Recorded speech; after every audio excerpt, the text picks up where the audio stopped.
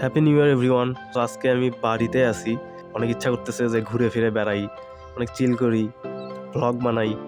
But 5 তারিখে আমার exam, so অনেক প্যারায় আছি। তো অনেক আফসোস হচ্ছে যে আশপাশে যারা আছে তারা অনেক পিকনিক করতেছে, ঘুরে ফিরে বেড়াচ্ছে অটো নিয়ে, মানে সবাই একদম অটোতে বন্ধু বান্ধবরা মিলে ঘুরতেছে আর কি।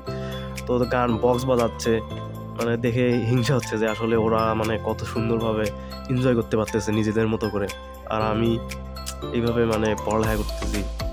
যখন ক্লাস 5 থেকে 10 পর্যন্ত ছিলাম তখন ভাবতাম যে এখন পড়ালেখা করি কষ্ট করে, পরে হয়তো ভার্সিটি লাইফ এনজয় করব।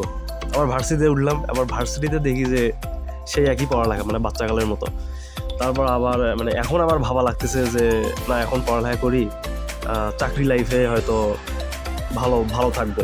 ব্যাপারটা এমন না মনে হয়, কারণ চাকরি লাইফে আবার তখন আরও অনেক টেনশন, ফ্যামিলির টেনশন, তারপর কাজের টেনশন, তারপর মানে মানে আরও হয়তো টেনশন থাকবেই, মানে ব্যস্ততা থাকবেই।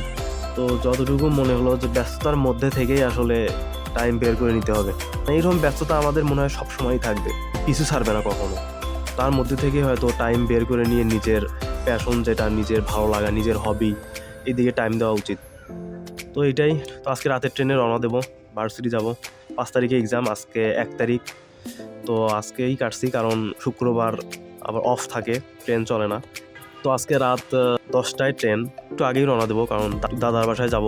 দাদা একটু অসুস্থ, পড়ে গেছিল, তো হাড় ভেঙে গেছে, তো এর জন্য আর কি আর উঠে দাঁড়াতে পারে না, খাওয়া দাওয়া ঠিকভাবে করতে পারতেছে না, ব্যথা, জাস্ট ব্যথা একদম কাতরাচ্ছে প্রচুর, মানে খারাপ অবস্থা আর কি।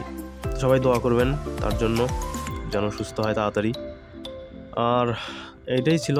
তো আজকের দিনটা এমনই যাচ্ছে, অতটা ভালোভাবে যাচ্ছে না, বাট যাচ্ছে।